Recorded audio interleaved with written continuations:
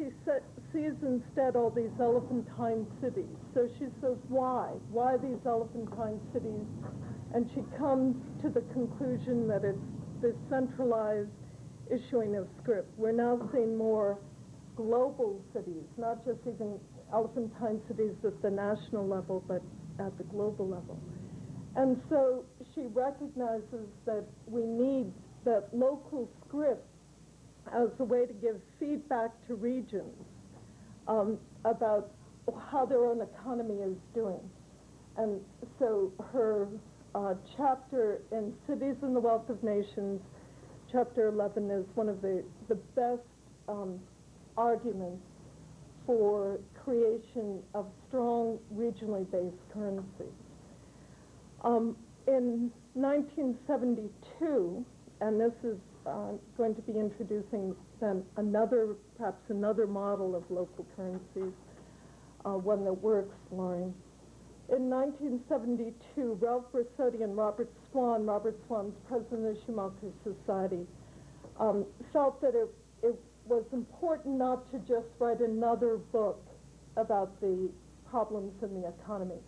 And they called instead to actually issue a local currency as a way to prove again that regional currencies and local currencies were viable, were legal, had a basis, could be done.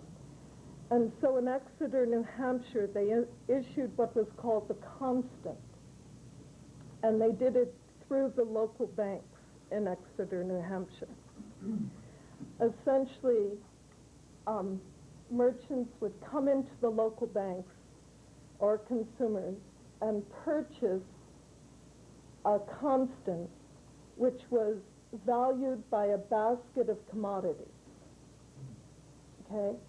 So it set up a standard equivalent to a basket of commodities on the world level. So your constant would be worth 1 bushel of rice or 1 gallon of safflower oil. It was a weighted basket, which would mean that it would have, when you came in the future to redeem it, it would keep a constant real value, not a value tied to the dollar, but a value tied to those real goods. It was something Bersotti was very concerned to achieve, to untie our thinking about money from this abstraction, which is the federal dollar, and tie it again to something of a real value. We in the Berkshires would like to look at some local standards and have actually came up with a program to tie a currency to cordwood. We'll talk later about that when Michael and I present later today.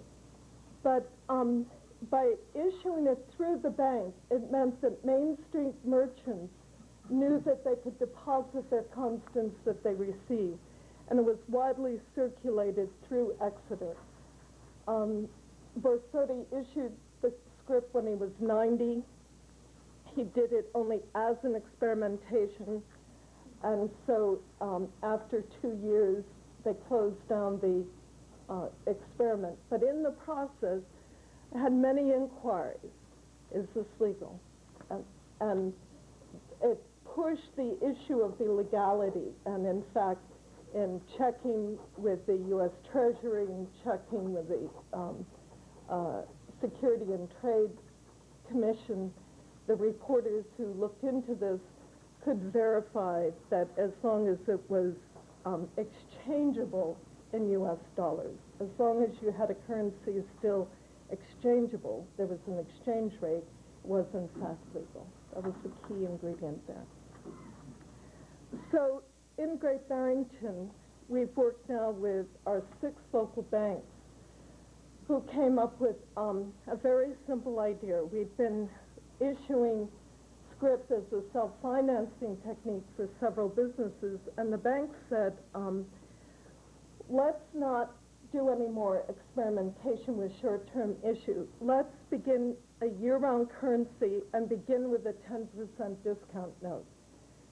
So the plan is that consumers could walk into any one of their 6 local banks and put down $90 and get $100 in a local scrip. The merchants are glad for this because they feel the increased volume would make up for that 10% loss. But it would be a program that could begin with local merchants. And we found in our earlier work that local merchants have the base to support the management of the program. So the merchants would pay in $200 to $250 per year. If you had 200 merchants putting in $200, you have a $40,000 operating base. So it would begin with the merchant community and then bring in the unemployed and the underemployed at a no-fee basis for participation. In the future, we would then look to untie that dollar from the 100% backing and begin issuing loans at 0% interest in a local scrip, which would give the local community a tremendous incentive to be able to experiment with some of the businesses that are not at the moment viable, like local generation of electricity. If you had a loan at 0% in a local scrip rather than 10, 15, 20%, that business could become viable. And we encourage, I'd like to end this presentation by saying we'd like to encourage all the groups that are starting to think long term, to remember that in some ways you're there as a new institutional forum for that community. So begin in your very beginning, in your organizational structure, to look at the kind of organization you want long-term to be handling local scripts. We encourage nonprofit, we encourage democratic membership, open membership in the corporation, and we encourage a democratic election of the managers so that there's that accountability back and forth. We're solidly based in that. Congratulations to those here taking this on. Let's all begin to think long-term about this work. Oh, should I stand? Okay. Hi, I'm Erica Bennett, and I live in Ithaca, New York, and I've been working with Ithaca Hours for a number of years, involved in both managing the behind-the-scenes stuff and talking to people and being involved in the system, and being on the advisory board, stuff like that. So, is that good? We're supposed to talk about the theory. Ithaca Hours was created in 1991 primarily by one person's vision of finding a way that people could hire each other when they didn't have federal dollars to do the work. In Ithaca, there's a lot of people with a lot of talents, a lot of skills, but our only way to talk to each other is to use federal money. Like, say I'm a carpenter and someone else needs something done on their house, but they don't have a paycheck. They don't have any cash, but maybe they need some other service. Their child wants to learn some kind of music thing, and they don't have the federal money, so it's like we can't talk to each other. We can't get anything done because it's like the federal dollars are in these clouds that come over town, and if it rains down, then we can all do our business. But if the clouds pass through town and don't rain, well, then it's like we can't talk to each other, and we still have the same skills, and we still have the same desire to get houses built, get our kids, learning music, but we don't have a means to talk to each other. So that was, that's a condition in Ithaca. And so Ithaca Hours was created in 1991 by this man, Paul Glover, going around town with a clipboard signing people up. Signed up close to 100 people for the first meeting, and printed paper money. Looks like this. It says, I'm giving this kind of general because I know some people are very familiar and some aren't. It's paper money. It's given a U.S. dollar equivalency. It's denominated in hours, like this is a half-hour note. So in theory, my half hour of carpentry is worth your half hour of piano lessons. But it is given a dollar value of 1 hour equaling $10. That's both for tax purposes and for just ease within the business community of transacting. So we exchange it like paper money. It's also denominated in hours just to get the idea out there. Why is your hour labor different than my hour of labor? It sort of gets, if you're earning 1 hour per hour, it's a different mindset than say you're earning $10 an hour. You say, well, I want my lawn raked, and I can pay someone $8 an hour to do that, and I earn $10 an hour, so that's a good deal, you know. I'll have them, and I'll just sit on my $2, and I'll make somebody else do the work I don't want to do. And that person says, well, I can get somebody else to, like, clean my toilet for $5 an hour, and so I'll have them, and I'll keep the $3 an hour. Except there's something wrong with thinking about labor in terms of, you know, always trying to pass it on to somebody who has less value in society. So that's why we denominate them in hours, to get us thinking about that concept. Some people honor the hour per hour, and some people, like maybe a lawyer, just translates it to $10 and say, yeah, you're right, you're going to pay me 14 hours per hour. But at least they put it in those terms. So the theories, the prime theories that I focus on for Ithaca Hours is first that idea of us being able to hire each other without depending on something we have no control over, like the federal economy. Another thing is that Ithaca Hours, these are spent just like any other money. I mean, if I can convince someone here in San Francisco to take an Ithaca hour for a service, well, that's great, but probably I'm only going to be able to convince people locally to do this because that's where they can spend it. So it encourages local spending. Next transaction, before you leave, find somebody. If we each maybe have 8 minutes, that'll give us maybe 10 minutes of questions. You know, it'd be good if we could grab some questions afterwards. So why don't you all each introduce yourselves then, so you can give people just your name and the name of the currency or system you're working with. Okay. My name is Joanne Lee, and I'm here from Olympia, Washington, and the name of our exchange is Sound Exchange.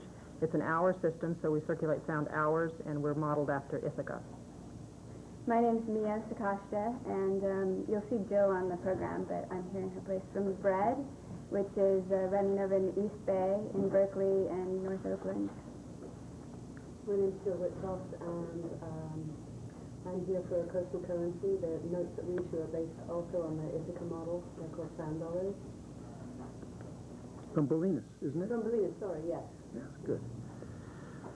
In Marin.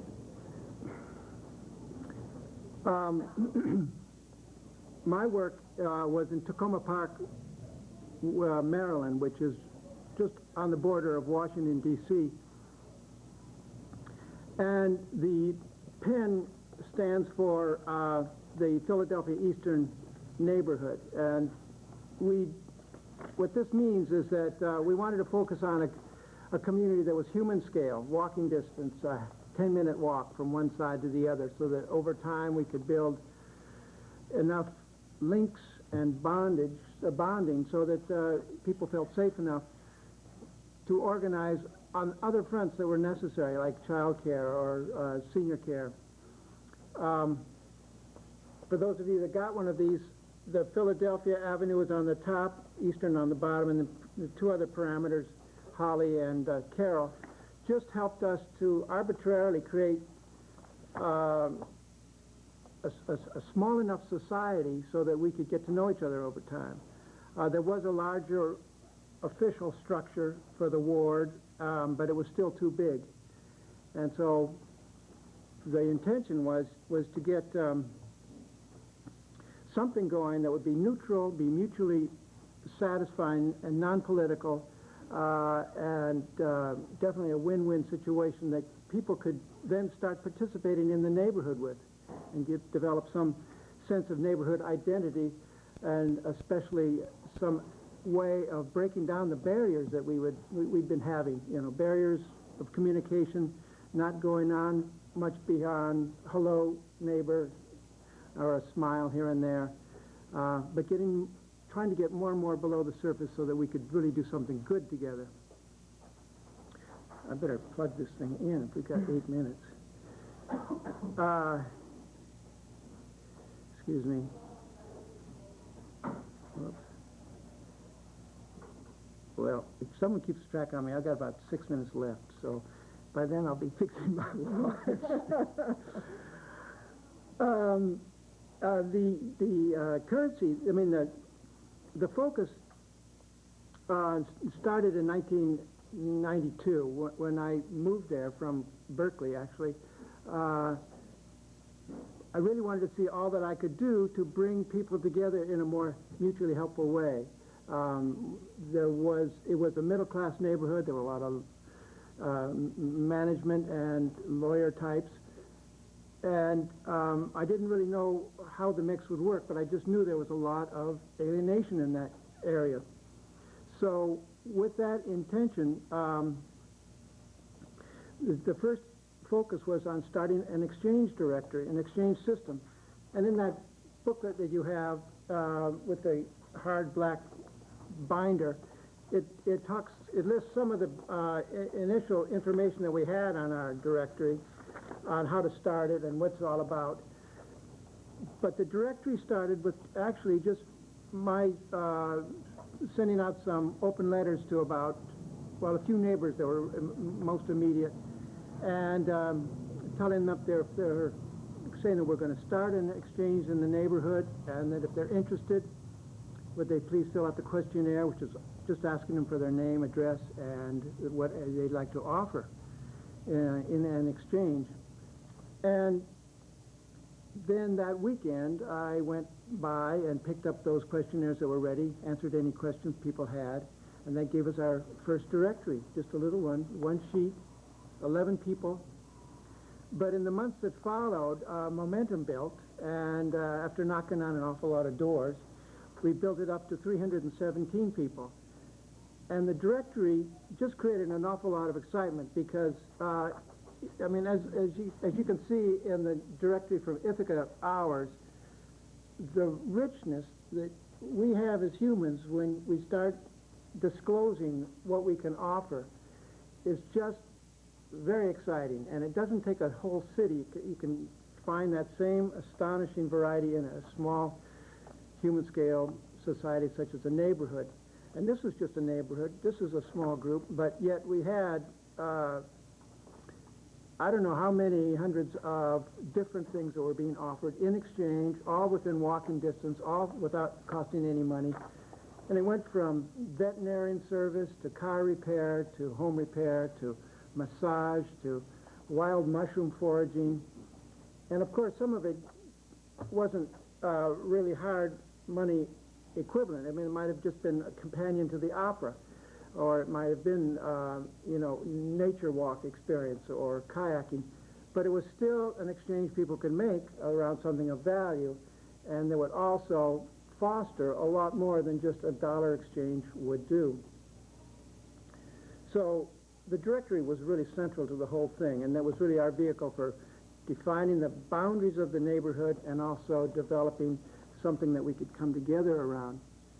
And then in 1994, we started our currency, and this was in response to the usual problem of, I want your cow, but you don't want my car repair skills, so what are we going to do? And that's where the currency comes in so nicely. And so a committee was formed, and we had it designed and printed and distributed, and it didn't fly. It didn't fly because, mostly because I really stopped giving it a lot of energy. I was much more concerned with helping the senior citizens program getting together, as well as the child care program and some of the social things. So my energies were limited, but I'm sorry about that because I do know that it could fly. And maybe someday it will, because the community is still going very strong and on the important fronts. And also, I just know that the need is there. As we all know, the need is there, and I think people become more aware of the need as they actually start working the system and finding out that exchanges do work, and they work nicely. I've gone over, I'm sure. I better quit right there. I just want to say that I learned from that, I got an awful lot of enthusiasm from people. First, they were a little bit clouded over in their eyes, wondering what's going on here. But after we pushed and kept doing it and talking about it more, and by the time we developed a directory of 300 people, there was an awful lot of enthusiasm at that time for Neighborhood Connection, more than just for doing the exchange. So staying with it, I know that we could have had it really working well by now. So let me call that quits.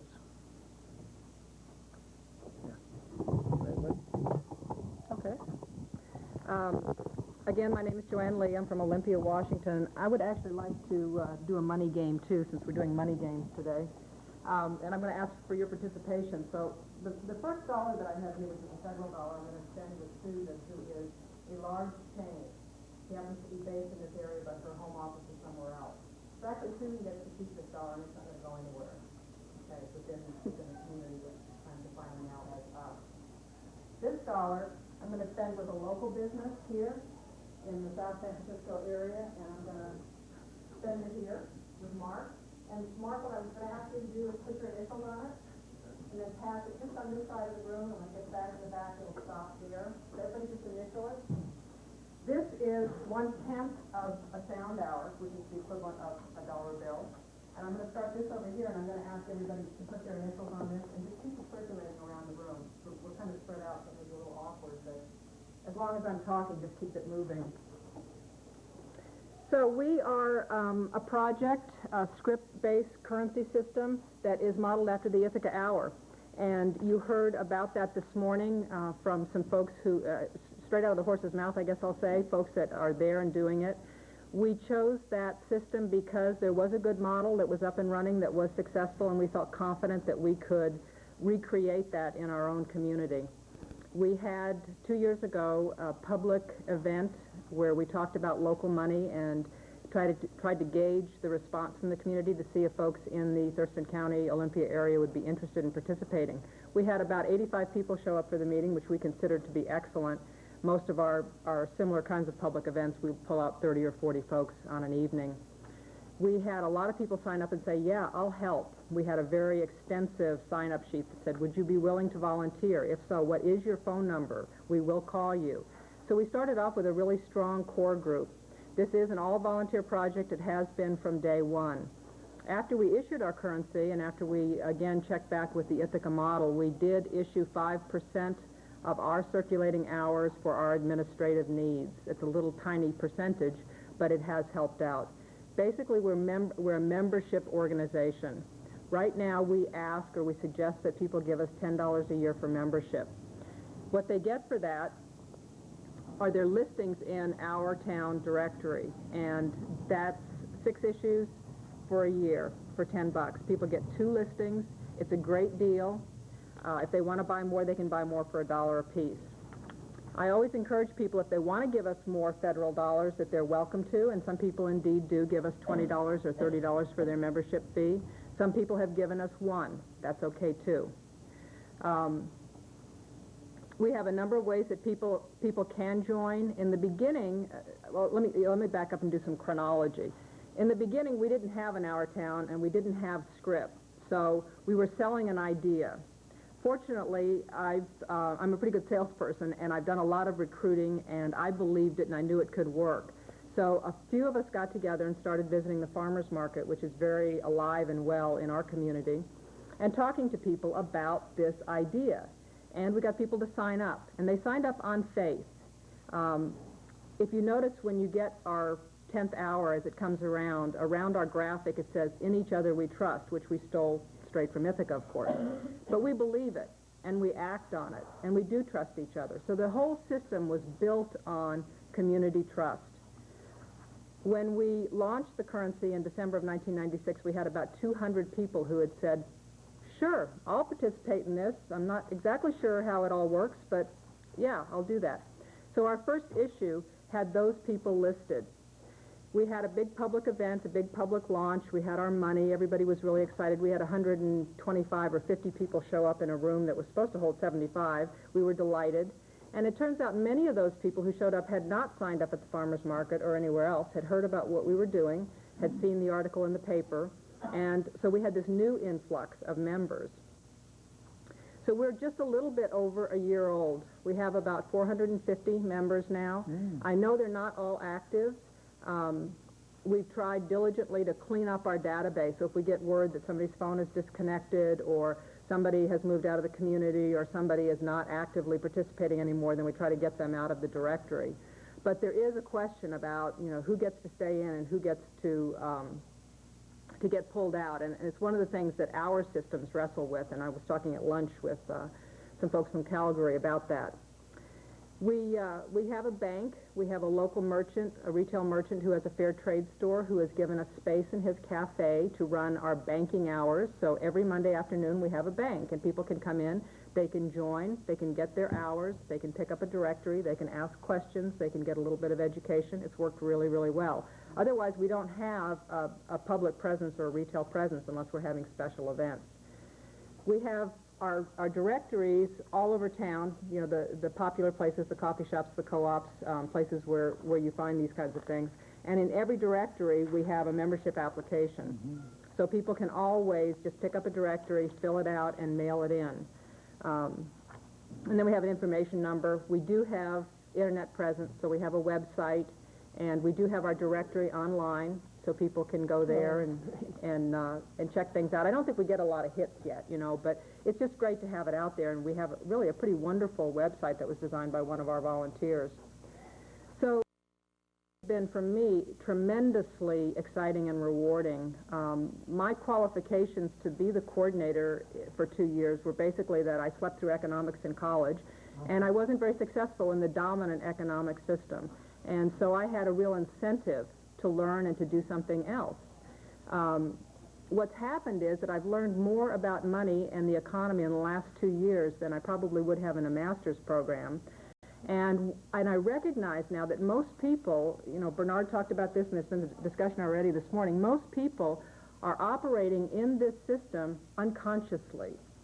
And I think that is really dangerous, not just because of things like meltdowns, which are scary enough, but I think that mindfulness is a really important concept. It's a Buddhist concept that we, in every moment, are aware of what we're doing. And I think most people in the handling of money, whether it's federal cash or credit cards or checks or electronic, are not at all mindful about what that exchange means and the impact that it's having, not just on them, but on other people too, and on the local economies and on global economies. So for me, this has been an experience of mindfulness.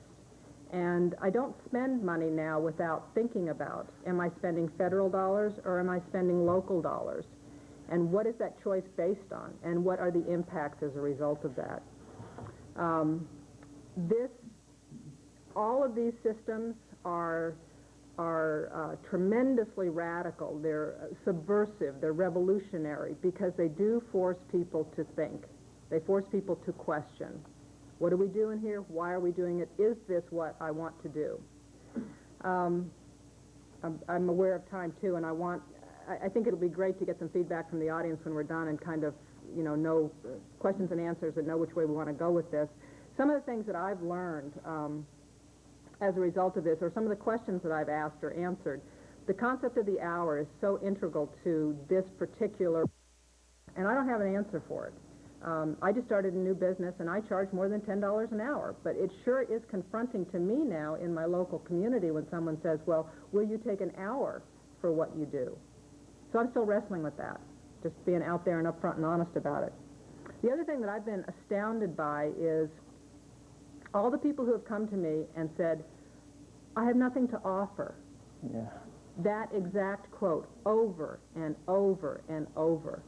And what kind of a commentary is that on our culture that particularly young people, but not exclusively, are saying, I have nothing to offer. I mean, I'm just stunned by it, and I've found some ways to deal with it in the course of getting people excited about participating in the exchange and finding some level of self-worth. But again, a social commentary, that there are a lot of people out there that really don't connect who they are, what they love, their passion, with what they do on a daily basis. There's a disconnect there big time, and it's scary. It's really serious. We're wrestling, let's see, social capital was mentioned this morning. Community. You know, we toss these words around, and I have had the experience of community in this past 2 years in a way that I never did before in my life. I've had the experience of increasing my personal social capital tremendously. You know, I didn't even have a concept of that a couple of years ago. And, you know, how I operate with that now, I feel really enriched. Wealth has taken on a new meaning for me. It's not how many dollars I have in my pocket or in a bank account or my investments. It's something else. It's about real people, real interactions. It's about security in a way that I never understood it before. That's good. And it's time. Okay, so I just want to make a comment about the money game. So there's a couple of dollars circulating. This one left the community immediately. So how many people were enriched by it? All right. Okay, so then the other federal dollar back here. How many people? Here's some discussion, and I know everybody here has a lot of experience already, so I'd like to tap into that as well. But I'll explain a little bit about bread and what we're doing. One thing that when I was first trying to explain bread and local currency to a friend of mine, he's like, oh yeah, I think I've heard of that. There was this one in the East Coast that my friend told me about, and it completely failed, this local currency, because everybody stopped using the money. And I was like, that's the best thing that could happen, because what happened is this community got to know each other so well that they no longer had a need for the money, and they could just call on their friends. They had returned to a gift economy. And so I saw that as the greatest success that could come from one of these local currency systems. And that's ultimately what I would like to see emerging from these local currency systems that are out there. What BRED is BRED stands for Berkeley Region Exchange and Development, and it's operating over in the East Bay, in San Francisco Bay Area. We actually began working on the project, just a couple of us decided that we wanted to start a local currency here after seeing all the great models popping up around the country, and started thinking about it and examining the different models, which we looked at LETs, we looked at time dollars, we looked at Ithaca hours, all the different kinds of things. And after about a year of doing research and talking to different people, which has been one of the really valuable things about local currency, is there is an informal network, which we're experiencing today, of different groups all across the country who are communicating and sharing their experiences. And I urge any of you who are interested into tapping into that and really using it as a resource. So after about a year of that, we finally issued our first money last May. So we're a pretty young currency system. And we're based on the Ithaca hours model, but we definitely have incorporated some of our own local flavor. And I'll just pass around some of our money so you can have a look at it. One of the reasons why we decided to go with the Ithaca hours model was because Berkeley is a pretty urban area. And some of the other systems, it seemed to me like you needed a lot more trust already based into the community and people kind of knowing each other with some of the other systems. But with the printed script, that's something that we're all used to exchanging. So we decided to go with that because it was something people could immediately become familiar with. It's also a great educational tool to just be able to hold up, hey, we're printing our own money. Yeah. And for some reason, it just draws attention. They're like, what? Is that legal? Why are you doing that? And even today, I've had some people that are helping put the water out and stuff say, I see all this funny money around. What are you guys doing? And it's been a great opportunity to open up the discussion about the economic system. I think that's probably been the most successful part of BRED's local currency, is the discussion that has been raised in the Bay Area about money, about globalization, who's in control of our money system, and where is the accountability. And that's one of the things that we had to focus on very deeply when we first started, was coming up with a governance structure for the local currency that could be functional and have a few people doing the day-to-day administration while also being accountable on a larger scale. And what we came up with was a core group of people that work as a collective on consensus, that do the day-to-day administration, but we also have these outer circles of volunteers and then the outer circle of the membership who also come to the meetings where policy decisions are made, and they participate in making some of those decisions, as well as where the grants go to, and things like that. Some of the theories behind local currency really ring true to me, such as the aspect of building community, and I've been able to witness that happening in Berkeley with our local currency, neighbors starting to meet each other.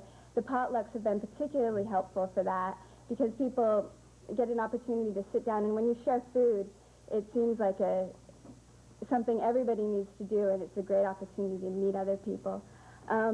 Another one of the theories that's behind local currency is to empower disenfranchised people and to bring local control back, and to have some control over the environmental aspects. When you're spending your money at a large multinational corporation, you don't know where that's going. It could go off and exploit workers abroad, could go to clear-cutting forests and mining. But the idea behind local currency is that the money stays local, and therefore we have more control over production. We reduce waste of transporting things all around the country. In some of these aspects, I've seen bread being really successful. It has created some employment. We have one almost out of every 21 people in the East Bay is unemployed. And so there's a great resource to tap into and to expand the local currency through that. But then one of the challenges that I've found with local currency is how to really involve low income people. And I think that in most of the hours systems that are out there, it's been sort of a middle, lower class group of people that's been exchanging in it that need extra luxuries. And for me, one of the challenges, and I pose as a question to all of you, is how do you encourage someone who has been struggling for a very long time, working very hard, to just get a little piece of that regular cash economy, to get involved in a local currency? And theoretically, I think there are a lot of reasons behind that. For instance, it's raising the minimum wage to $12 an hour, and it is creating employment, and it's controlled by the community. But on a practical level, I'd like to find out what other people have to offer as far as reaching into those communities. One of the aspects that we're trying to work on for this spring is starting a local food exchange program.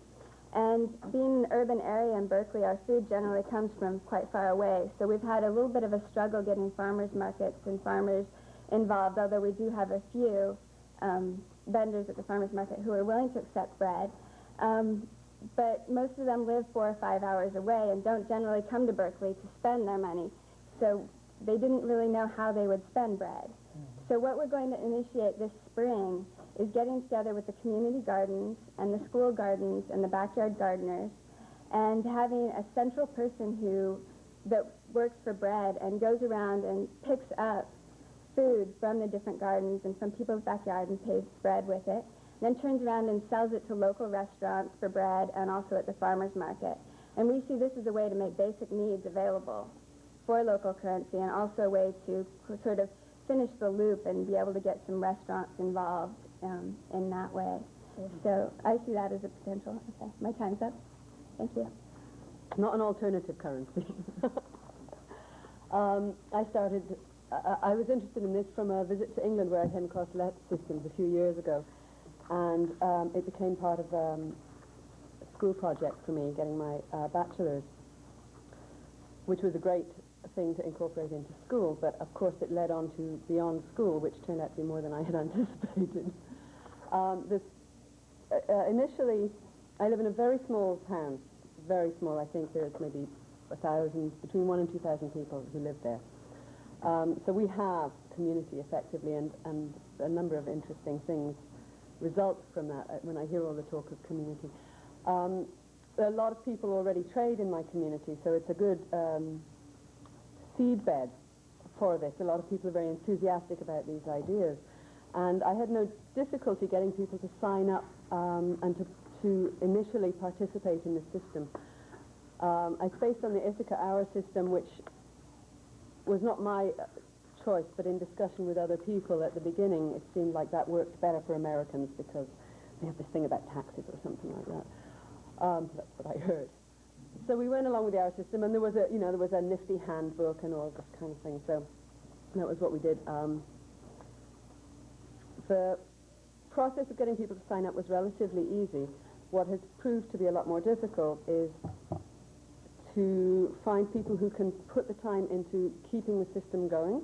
It's ended up resting entirely on my shoulders, effectively, and also into getting people to use their currency. And by the, let's see, we put out the currency in the first newsletter last February. By the fall, I was kind of worn out. I started off with no computer knowledge. I started off with no knowledge at all. So it was all an uphill struggle for me. So I decided to take a break, and actually I'm just about to put out, I took a 6-month break, or a 5-month break, and I'm just about to put out the next newsletter. But I am at that point of thinking, this is not, there needs to be some way of getting other people to take this on. So I'm really happy to hear how successful you've been, and you also, and you, and I can also hear what you said. When you're not out there putting this in front of people all the time, it sinks to the bottom of the drawers. It's like, oh, good idea, but I have too much to do already to think about. That extra step involved in making a phone call via an alternative directory or whatever. So I'm here for recharging. And that's, I think, all I really need to say, is it? Good, yeah.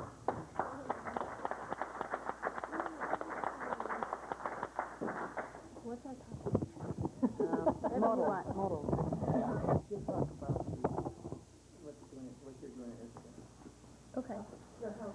Okay, I'm sorry I was late. I was at a restaurant and other people were driving. It's my fault. No, it's not. Explanation here. This is where I want to be. My name's Erica, and I'm from Ithaca, New York. So, you want to know how it works? Is that what No, people what want? we were doing was giving like examples of our different approaches depending on the different communities, Okay, and you can take it wherever you want. okay. Meaning the differences between... Yeah, you could also add a little how-to. I think the main thing is to give an overview, because then we'll be able to go into questions in maybe 6 minutes or something. Yeah, I'd probably be most interested in people's questions. I'll give you an overview, is that we publish a newspaper that comes out, may I stand up? Publish a newspaper that comes out every other month, that people kind of hang on to this like a directory, and it has listings of, all these little print as listings of things that people offer. So how it works is people get the money, they earn the money by listing in the newspaper. Somebody calls them up, says, I need some help, raking my leaves, or, I need to touch up on my French before I go travel, and then they'll hire people out of this newspaper, and then when you want to spend it, you look in the newspaper. The newspaper also works for, if everyone in here also takes U.S. dollars. So people use this as a directory of services that's kind of, in some ways, more useful than the Yellow Pages, since it costs about $5,000 to be listed in the Yellow Pages, and there's people, but it only costs like $1 to be listed in our directory. So people use this as a directory of local services, whether they're using ours or federal dollars. So I guess how it works is it's a paper currency that people trade.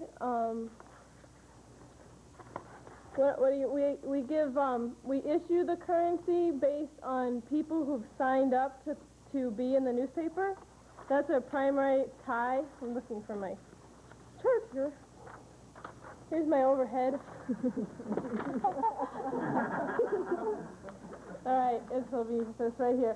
This is payments. This is our currency that's in circulation, and it's the yellow block is money that's issued when you sign up. When you sign up to be part of the system, there's a coupon on the back of the newspaper. You mail it in. You say, sure, I'd like to be part of the Ithaca Hour system. I offer horsemanship lessons, and I offer rental of my cottage on the lake for whatever amount hours, and then you get issued new money into circulation when you say that you offer that service, and these are sign-up payments. The top here is the total money in circulation, so a lot of our money in circulation is from sign-up. Then the orange is if you stay signed up in the system for 8 months, then you can send in the coupon again and get a bonus or renewal payment. So it's more money issued into circulation because it's a measure of that people are still involved, people are still participating, there's still a demand for the money. And then the blue is 10% of the money we issue, or 10% of this total value is the blue line, and we just issue that directly to community organizations as grants. So say we've got $40,000 worth of currency in circulation, our pool for grant money, we'd print an extra $4,000, not all at once, but at a certain point we will have printed $4,000 that we would have issued as grants. And then another way that currency gets into circulation that's not on this chart is loans. And we do zero interest loans, and that's new money goes into circulation. Like someone applies for a loan, they say I want $500 loan to get through the spring plantings for their business. We print $500 worth of currency. We give it to them. When it comes back to us, it goes out of circulation. And there's a cap on that amount so that we don't end up printing tons and tons of money. So that's not highly developed in our system, but it's a similarity between that and the LET system, because the LETs is basically you issue money into circulation when you need it to spend. So it's the same as taking out a loan in that way. So that's how the money gets out there, and anyone's welcome to trade the money, whether or not they're listed in the directory, because it's just like paper money. You can trade it, anyone who can trade it. So I think I'd rather just stick to questions at this point when we get to that. That's kind of how it works. Okay, maybe the place to start is maybe just a quick history of time dollars. And specifically, how you came up with the concept, how the concept developed. Well, time dollars originated as a very personal issue because I was in a hospital recovering from a major heart attack, and I realized that all these people waiting on me, helping me, serving me, that I didn't like it. And what I realized I didn't like was I didn't like being useless. And this society declares so many people useless. We declare the elderly useless. Their only function is to consume. We declare the young to be useless. We declare all kinds of people useless who don't have up-to-the-minute skills. And I said, I'll bet they don't like being useless any more than I do. And I thought, we've got people here and needs here. Why can't we put the two together in some way that makes some sense? When I figured out how to do it, it seemed to me so simple. I thought maybe I'm making a big mistake. And it took a year at the London School of Economics to understand that it was possible to create a new kind of currency that didn't have pricing and that really strengthened home and community. I guess later, when Japan and Germany and Sweden came and said, we need time dollars, I said, this is not a problem of federal expenditures or Ronald Reagan or political conservative versus liberal. Something more basic is going on. And what became very clear was that in every industrial society, there's been an erosion of the household economy, the family, the neighborhood, and the need to recreate community, to strengthen families. The loss of the extended family is something that impacts on kids and seniors particularly, but it impacts on the whole life of a community. How many time dollar systems are there throughout the world? We know of at least 200 spread over 30 states and England, Japan, and Sweden. Those are the ones we know about, and we're finding out more each day. Now that we have a website where programs can register and can download the software free, the number seems to be expanding almost every week. Could you talk a little bit about the taxability issue? You mentioned the only system that's non-taxable income. Why is that? For a variety of reasons. The definition of taxable barter is that barter is a commercial exchange. So the IRS looks to see whether the exchanges you see here are like those that take place in the market or like those that always took place between a neighbor loaning a lawnmower to another, or a PTA giving a computer to the school, or a grandmother coming to babysit for you. Is time dollars limited to those types of transactions then? No, time dollars is in fact what you see is a broad range of transactions, but the strength of time dollars is in really rebuilding the sense of family and extended family in community. We're now beginning to develop time dollar enterprises around child care, around tutoring, around purchasing recycle computers with time dollars. But basically, the labor that we're talking about is the labor that we think families and neighbors used to give to each other. This is not primarily an attempt to rebuild and strengthen the market economy or specialized professions. The two of the examples I gave are kind of commercial transactions that can be the computers, the daycare, so those would be taxable transactions in the money economy. Yeah, that doesn't necessarily make the, and what the IRS cited particularly was we value all hours equally, rather than following market pricing. And the second thing is that we don't back them by a legal obligation. You couldn't sue on a time dollar debt. And it's enforced simply by a moral commitment of good faith to pay back, and they view that as non-existent. So they view the transaction simply as psychological rewards rather than as a monetary system. Is this a ruling that you requested from IRS, or how did the decision come about? It's a ruling that was first requested by the state of Missouri when it launched the first time dollar program, then by Grace Hill as it started to do time dollars, and now by about 10 or 15 programs that have started and wanted to get those rulings. So the rulings keep coming down consistently saying this is not commercial barter, this is not an exchange that looks like a market exchange. You mentioned that all hours are valued equally. Correct. What do you hear around the fairness issue there? Don't you have some people that say, well, my time's worth more than so-and-so's time? Yeah, and we say, if you want to get maximum return in a monetary sense for your hours, the market economy does that really well. Go sell your time at market prices. But the fairness issue is your compensation, even as economists think, is based upon the return you get. That return is both purchasing power, which is monetary, and psychological reward.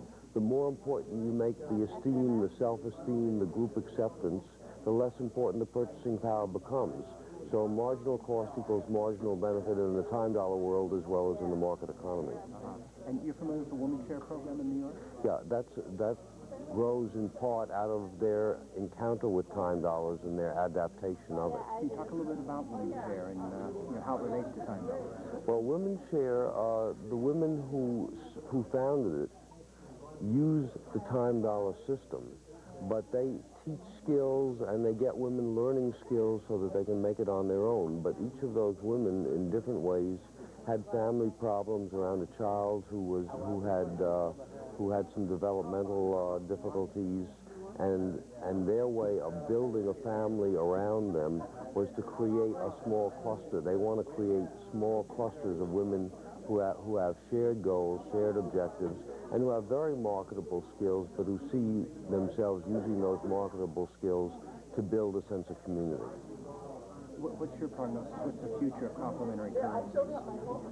Well, I think the future of time dollars right now is being powered by enormously powerful forces, including welfare law and the problems with child abuse and foster care and the number of children, so that as we find the need to rebuild and strengthen families, as we find the need to build, to enable people to begin even to develop a work culture and a support system, I see that as expanding. I see it possible to create a world where every human being can at least get a minimum standard of living by helping another with time dollars or alternative currencies.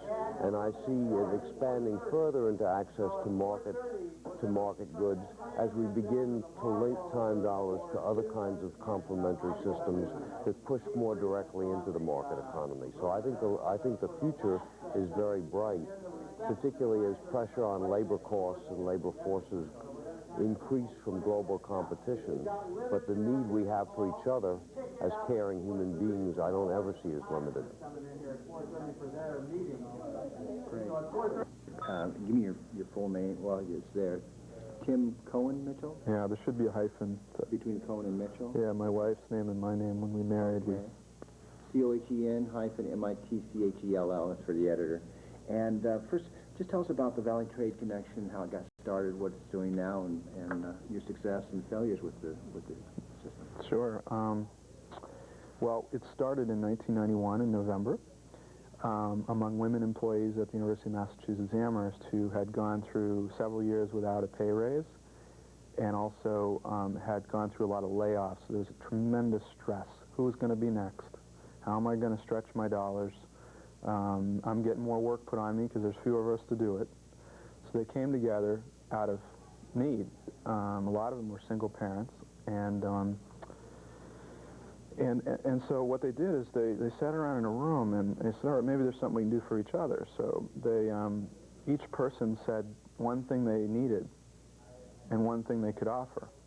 So somebody took notes and they put it up on a flip chart and started looking and said, gee, you know, so-and-so needs this and this person can offer it. So they started making matches, and they published this list, and they kept updating it as people thought of more things they could offer, more things they needed. And they were just bartering back and forth, you know. I come over and watch your kid, you come over and, you know, fix my flat tire or something. And then they got into indirect barter, which is, I'll come over and look after your kid, but there's nothing you can give to me, so what happens is you need to find somebody else who has something I need to provide for me, and then I'll provide for you. So it's an indirect barter. But there's obvious limitations to that in a lot of ways, and so they said, well, isn't that why we have money? Can't we just, print up a little, monopoly money or whatever and use that to do trades? And so they said, I don't know, maybe it's illegal, but nobody will know, it's just us. So they printed up these resource pool credits, tiny little 2x2 squares and sheets, with 5, 10s, 20s, 1s, and gave each participant $500 of these resource pool credits. And the way they came up with a number, and I only found this out like last week at our board meeting, I didn't know this, 500 was, the way they arrived at it was, they figured the amount over 2 years of inflation and frozen wages and so forth that they would have been paid had there not been, had their wages kept with inflation and there hadn't been, some people were like actually, their wages were, they weren't getting raises. So they figured, hey, let's give ourselves $500. Okay, why not? We earned it. Well, that was the start of the program. That was the start. Now, what year was that? 91. Okay. Now, kind of catch us up to date. What are the systems doing now? What things might have been tried and failed? What was successful? What was the reason for the growth of the system? Okay. Well, so this system I was telling you about, very quickly to wrap up, is the women realized there wasn't a diverse enough group of goods and services in there. So they started bringing families and friends into the system, and they gave them 250 resource pool credits to start. So over 3 years, they issued about $15,000 worth of these resource pool credits, plus they had about 70 people, and it was all secret. And then Gurnam saw something about the Schumacher Society and connected with Susan Witt at the Schumacher Society, who connected her with Paul Glover and Ithaca, which opened her up to the idea that, wow, this is legal. Here we've been doing it under the table this whole time, and also we could do it on a community level. There's no reason we have to limit it to this group.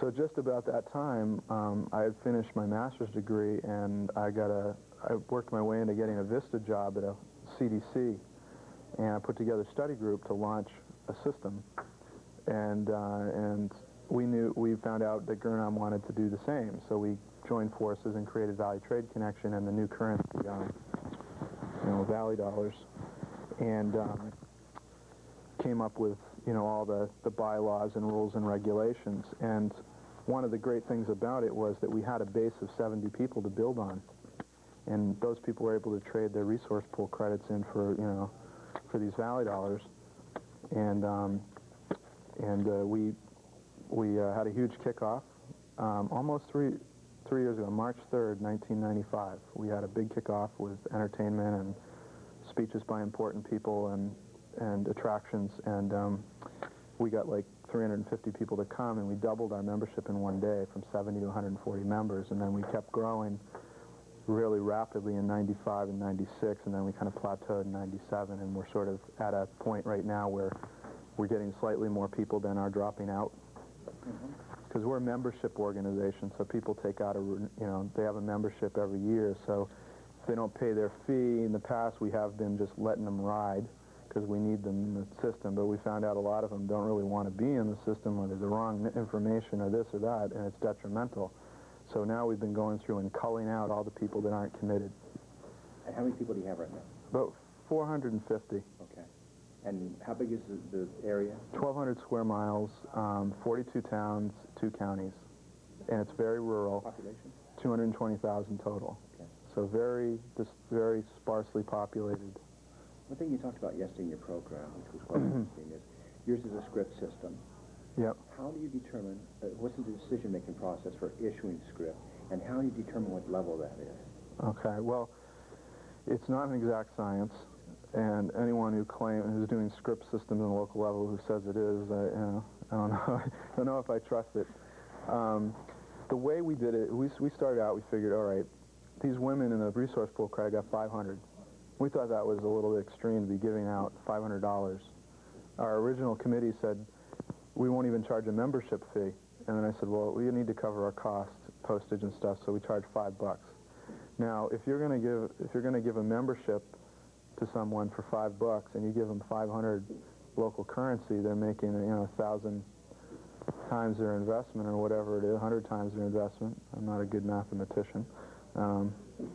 Anyway, so that didn't seem right. So what we did is we charged 5 and we gave 50. So and we figured the way we talked about it was that by somebody signing up, becoming a member, they were offering to honor the currency when somebody came to buy their goods and services. So we figured the value of someone's goods and services available roughly, maybe a couple hours or 3 hours or whatever worth of time, $50. We just came up with that figure, out of the air kind of thing. And we've stuck with that policy ever since. And the way we make decisions about it is we have these potlucks, bread and barter potlucks we call them, and like 4 times a year we have decision-making potlucks. So we have an issue like should new members continue to get excuse me $50 Valley dollars, and we put that out in advance so people know it, and then people who are interested in that come to participate in the decision, yes or no. And this is all the members, or all the members are informed, and whoever's interested shows up. Okay, so the decision made by whoever attends the meeting. Yeah, and they're open to all members. They're free. So currency be issued when a member joins. Yep. What other instances? Oh, okay. When someone renews their membership, we either give them 10 or 20 Valley dollars as a re-upping, recommitment type of thing, because usually sometimes people have spent theirs and they didn't get any in, and we want to keep them active. So by giving them another 10 or 20, it gets them back into the system again as a buyer. We also give out finder's fees because there's a lot of goods and services that we don't have in the system that people want in the system. And we have a little thing on a registration form with what do you really want to see in the system. And things like heating oil, gasoline, auto repair, dentists, doctors, food, more basics, in other words. Because a lot of people are on low incomes and they don't, massage is great, but they have to feed their families first, or they have to fix their car to be able to get to work first. Priorities. So what we did is we say, if anyone brings in these goods and services into the system, we'll give you a reward of $50 Valley dollars. And then we give whoever comes in the $50 Valley dollars. There's $100 Valley dollars invested in that person coming in because we figure the value, again, is added to the system by having them there. The other way we do it, we issue currency, is we have sold some. We only sold $260 worth. And we've stuck that in our regular account, which is a mistake. I truly believe that if you're going to do that, you should put it in an escrow account and not spend it. It's because it becomes a backing. The other way we've issued Valley dollars is direct purchases for system needs. For instance, when we got our currency printed, when it came off the presses, we turned around and spent some of it on the printer to print it, the designer to design it.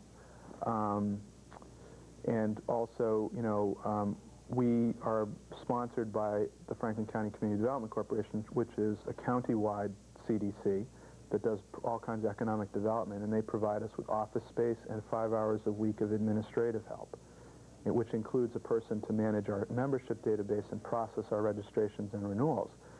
So we pay them $200 Valley dollars a month ever since March '95 in Valley dollars. Well, so back to the thought process of issuing currency in these potlucks. Does anybody bring up the subject? I mean, you can't really use standard inflation monitoring techniques because it's such a small part of the overall currency or whatever. But there must be some way to look at this. And you mentioned in your speech about how merchants were accepting or people accepting different percentages. Yeah. I mean, that must be some kind of indication of the inflation of the currency. What other kind of things do you look at, or what kind of things are discussed in these potlucks regarding that? Well, we talked about, there's still a debate, and we put it in our newsletter now. What do you think about everyone taking 100% in Valley dollars or 50% in Valley dollars? We had a huge debate at our potluck a year ago in November about this issue. And because in commercial barter systems, it's almost always everyone trades at 100%. In a few cases, people trade at 50% because they have really high cash overhead. And what happens is that people do a heck of a lot more volume of trading because everyone's taking the same percentage, and you don't have to think twice about, do I have the 35% in US dollars to cover this? And then therefore, people are also more willing to accept the currency because, hey, I'll do paint your house for 100% Valley dollars because I know I can go out and spend at 100% with all these places.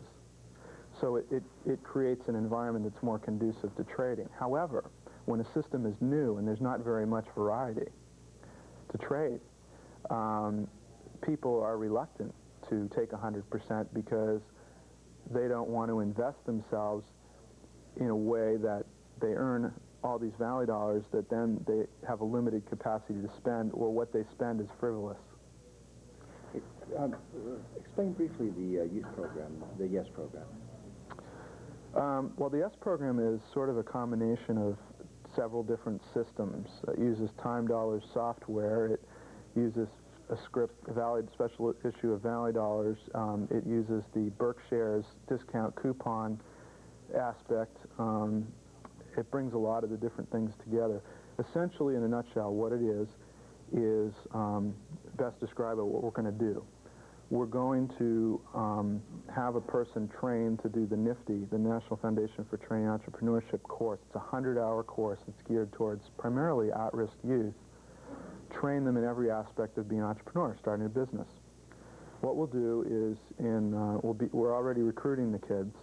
What we're doing is in May or June, depending on when we bring our staff person on board, we will have a 24-hour course, 24 hours of the 100 hours course, which is the developing your business plan. What does it mean to be in business for yourself? Is part of it. That will go over 6 weeks, so 4 hours a week the kids will come and do this course. And they'll develop a business plan to create an odd jobs cooperative and a coffee house, two cooperative businesses in the town. At the end of the 24-hour course, if they've come to the sessions, if they're psyched on the idea, if they've participated, then they graduate and then become eligible to join the Young Entrepreneurs Society, become members of this, member work-around cooperative. And that can mean they can work in the coffee house or do odd jobs. Now, what will happen then is, in this process, we're going to catalog all the skills of the kids. For the Odd Jobs Co-op, I'll just talk about that. We're going to catalog all their skills, whether they have transportation or not, where they live, any predilections they have, if they're in a wheelchair, if they're allergic to cats, whatever. All that can be programmed into Timekeeper software, in addition to their availability. Some are in school, some are out of school. Is it summertime? Is it not summertime? Weekend time? Evening time? Okay. Then what we're doing, we're having a team of graduate students from UMass, or anthropologists, do a survey of the whole town. We live in a 3,000 household town. We're going to do a bulk mailing of survey next month, asking everyone in the town, what are your needs? And we're going to put down a whole bunch of things: car washed, garage cleaned out, lawn mowed every week, so forth. Rides to the doctor, and people will then, and how much can you afford to pay per hour, and is it seasonal work, how many hours per week, all that stuff. So it'll be, one, establishing our market, market research, and two, establishing a client base that we can then program into the Timekeeper software and start making matches and saying, we can create a contract with you to do your lawns all year, during the growing season, so to speak.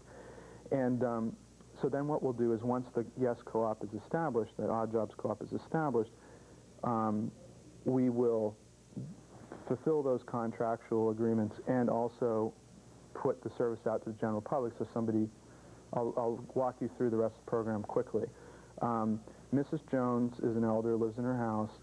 She needs her garage cleaned out.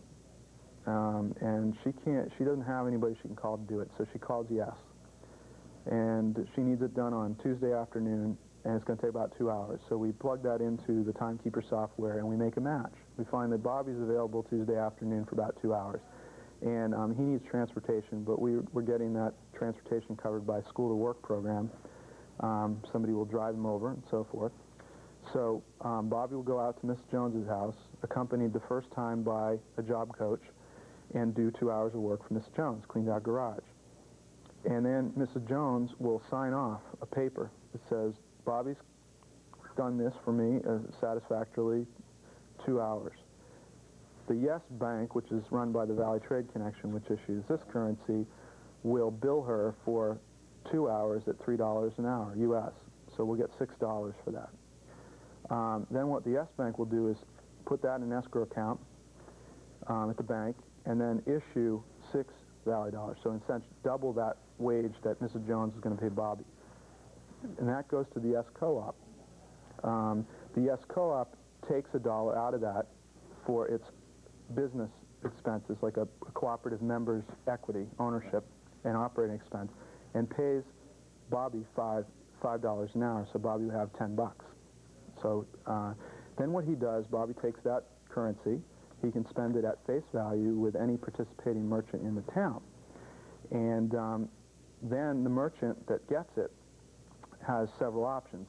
The merchant can spend it with other businesses at face value, or can turn it into the Yes Bank, but at a discount. So for instance, say that $10 went to the Orange Pizza House. And Don Dean, who owns the Pizza House, decided, okay, well, there's nothing I really want to spend it on in town right now. I'll just cash it in.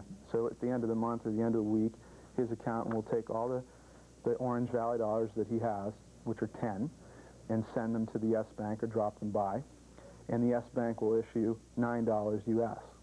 We had $6 from Mrs. Jones sitting in the escrow account. That's $6. And then there's another $3 that needs to be paid out. And where we get the $3 is we charge the businesses a membership fee to participate per year, and we're also going to be creating an endowment with $100,000 in it at a local foundation, and then we'll get the dividends from that to fill that gap. And then what happens from there is then the Yes Bank has the Orange Valley dollars in its bank and can then reissue them. And the other option that the businesses have is that they can trade not just within Orange with the Valley dollars, but any member of the Valley Trade Connection throughout the whole area, so their scope of goods and services is wider. And our betting is that our members will accept these at face value, even if they take 50% Valley dollars normally, but these notes will be specially redeemable notes. So you can have two forms of currency there. Yeah. One will be sort of a discount note, so to speak, or redeeming, backed by a U.S. dollar note, and a non-backed by U.S. dollar note. And is there going to be a Gresham's Law here, or good, one better currency driving out another? We don't know. This is an experiment, because if this works, what we'll do is we'll change the whole system over to this system. So dollar-backed. Dollar-backed. And our next step is in the process, 2 or 3 months into the Yes program, we're going to start selling Orange Valley dollars at 90 cents on the dollar to consumers, because we live in a very low-income place, and if we want to encourage people to shop locally, we've got to make it worth their while. So that will operate on a we'll deduct a small fee each transaction. But what we're trying to do is bring in all the different aspects of the economy. The unemployed youth or unemployed people, it could be welfare to work people, the business community, the people who have needs. Sure. All right. Okay, Tim, let me double check here. Okay. Okay, Tim, give me your thoughts about Women's Share. Okay, Women's Share was developed a number of years ago by Diana McCourt and Jane Wilson. Diana McCourt was a carpenter, and Jane Wilson was a caterer. And they wanted to build community among women in New York. And so what they did is created Women's Share, which was a way to connect women up through the exchange of goods and services with each other. And so what they did is they borrowed, they knew about time dollars and they knew about LETs, and they sort of put those things together into Women's Share.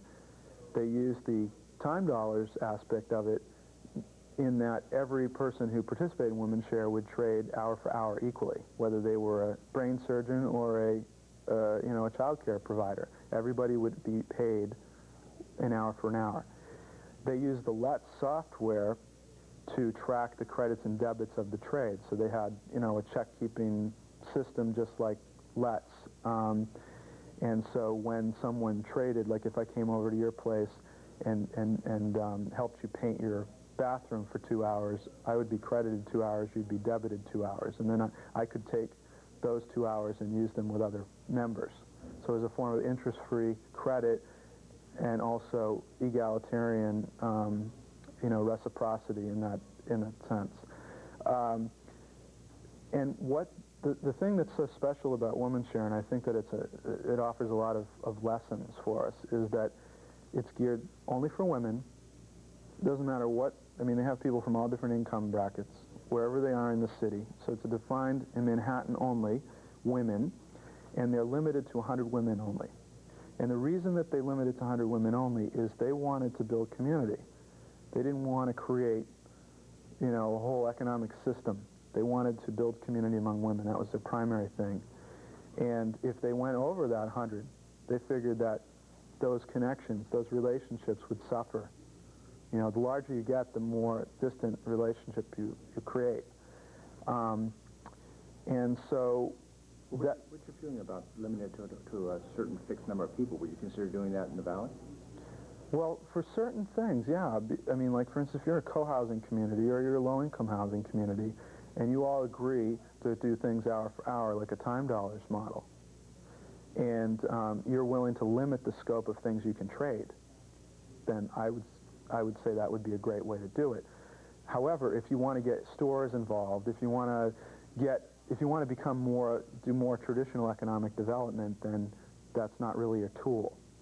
However, they've done some really interesting stuff in that regard. First of all, they have these monthly potlucks, and they have